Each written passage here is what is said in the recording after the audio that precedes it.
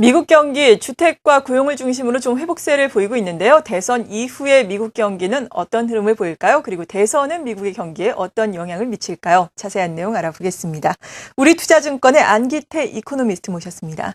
안녕하세요. 안녕하세요. 네, 대선 과정에서 아마도 가장 큰 이슈가 된 경제 지표를 꼽으라면은 고용 지표를 꼽을 수가 있을 것 같습니다. 9월의 고용에 대해서는 조작 논란도 있었고요. 다행히 10월의 고용에 대해서는 7% 또 나오면서 좀 고용이 나아지고 있다라는 평가가 있기도 한데요. 먼저 현 경기의 흐름을 어떻게 진단을 하십니까? 네, 말씀하신 것처럼 지난 주말에 발표된 미국 10월 고용 지표는 상당한 호조를 보였습니다. 전월 대비 비농업 부문 고용이 17만 1000명 증가하면서 글로벌 금융위기 이전에 15만 명 수준을 상회했는데요. 대선의 중요한 고용 변수가 호조를 보이면서 일부에서는 통계 조작 논란도 일어났습니다. 하지만 10월 고용 지표 발표와 함께 8월과 9월 고용 규모가 오히려 상향 수정된 점을 감안할 때 통계 조작은 다소 성급한 해석이라고 생각이 되고요. 또한 정부 부문의 통계가 믿업지 않다면은 민간 부문을 볼 필요가 있겠는데요. 10월 미시건대 소비심리지수가 2007년 9월 이후 최고치를 기록한 가운데 9월 산업 생산도 전월 대비 0.4% 증가로 전환하는 등 현재 미국 경기 모멘텀은 비교적 양호한 것으로 판단이 됩니다. 네, 이러한 미국 경기가 계속해서 회복될 수 있을지 미국의 대선 결과에 따라서 또 방향성이 엇갈릴 수도 있을 것 같은데요. 대선 결과에 따라서 미국 경기의 방향성 어떻게 될 것으로 예상을 하세요? 네, 널리 알려진 것처럼 미국의 공화당과 민주당은 경제 정책과 철학에 있어서 서로 다른 프레임을 갖고 있는 것으로 알려져 있는데요. 민주당은 경기 부양을 위한 적절한 시장 개입이 필요하다. 반면 공화당은 감세와 복지 축소를 기본적인 정책 기조로 삼고 있습니다. 현지 보도에 따르면 선거인단 확보에서 민주당의 오바마 후보가 앞선 것으로 나타나 있는데요. 오바마가 재선될 경우에 소득세율 인상, 의료보장제도 확대, 제조업 고용 및 수출 지원 확대를 계속 추진할 전망입니다. 반면 롬니 후보는 정부의 재정 개입에 대해서는 부정적인 입장을 보이고 있으며 오바마 정부가 추진해온 금융 규제에 대해서도 좀 더 완화적인 태도를 취할 것으로 보입니다. 또한 그 3차 양적 완화에 대해서도 롬니 후보는 반대 입장을 표명한 것으로 알려져 있습니다. 다만 오바마 후보가 당선되더라도 상하원 모두를 민주당에 장악하기는 어려울 것으로 보여 정책 입안과 실제 집행에까지는 다소 진통이 있을 수 있다, 이렇게 보입니다. 네, 그렇죠. 누가 대통령이 되느냐도 물론 중요하겠고요. 그리고 중요한 것이 어떤 당이 다수당을 상하원에서 차지하느냐 이 여부일 겁니다. 이러한 부분들 잘 지켜봐야 되겠고요. 그리고 또 이슈가 되고 있는 것이 재정 절벽이 있습니다. 재정 절벽에 대해서도 각각의 정당에서 또 대응하는 정책이 다르다고 들었거든요. 네, 이 부분에 대해서는 어떻게 보십니까? 네, 말씀하신 것처럼 민주당은 경기 부양을 위한 재정 적자를 어느 정도 용인할 수 있다. 반면 공화당은 아니다. 재정 긴축을 좀 더 강화해야 된다. 이런 입장을 주장하고 있는데요.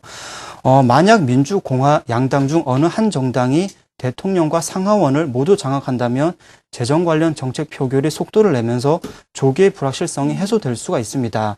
하지만 현재 설문조사와 같이 민주당이 대통령을 공화당이 하원을 차지하는 구도가 되더라도 재정 기축에 따른 실물 경제 위축, 이른바 재정 절벽이라고 하지요. 이런 사태가 발생할 가능성은 낮다고 판단이 됩니다. 양당 모두 재정 관련 표결을 하지 않겠다, 이런 것이 아니라 선거 이후로 미룬다는 입장이고요. 내년 3월까지 발생할 수 있는 재정 절벽 관련 이슈에 대해서는 미국 의회가 임시 관련 예산 법안을 통해서 이미 합의한 상태입니다.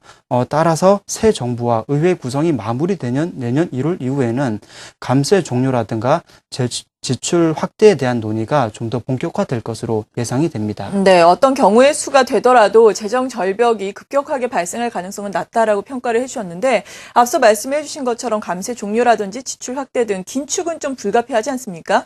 이러한 소폭의 긴축이 나오면은 경기 회복에는 큰 걸림돌이 되지 않을지 그 부분이 또 문제가 될 것 같은데요. 어떻게 보십니까?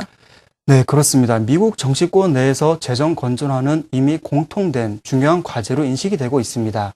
대서양 건너 유럽의 재정 위기를 지켜보고 있고 지난해 정부 부채 한도 초과에 따른 이슈를 겪었죠. 이에 따라서 민주당 역시 재정 긴축이 필요하다. 이 과제에 대해서는 공통적인 시각을 갖고 있는데요. 현재 미국 정부가 그 경기 부양을 위한 지출을 확대하면서 경기에 상당한 도움을 주고 있는 것이 사실입니다. 따라서 이 상황에서 미국 정부가 한 발 뺀다. 이것은 경기 모멘텀에 부담이 될 수 있는데요. 실제로 3, 4분기 미국 GDP가 전분기 대비 2% 성장했지만 이 가운데 정부가 0.7%포인트를 차지했습니다. 즉 정부가 상당한 기여를 하고 있는데 여기서 재정 건전화에 들어간다면 미국 경기 모멘텀에 4, 4분기에 있어 다소 부담이 될 수 있는 것은 사실입니다. 네. 그리고 또 최근에 관건이 된 것이 미국의 허리케인 샌디입니다. 이것의 영향으로 인해서 미국 증시가 120여 년 만에 또 이거래일 연속 휴장을 하기도 했는데요. 지금 경제적인 피해가 눈덩이처럼 불어나고 있다라는 분석이에요.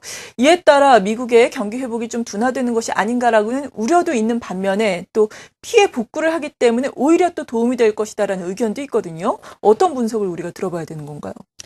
네, 그렇습니다. 현재 그 허리케인에 따른 피해 금액은 추정 기관에 따라 차이는 있지만 300억 달러에서 500억 달러 정도로 추측이 되는데요.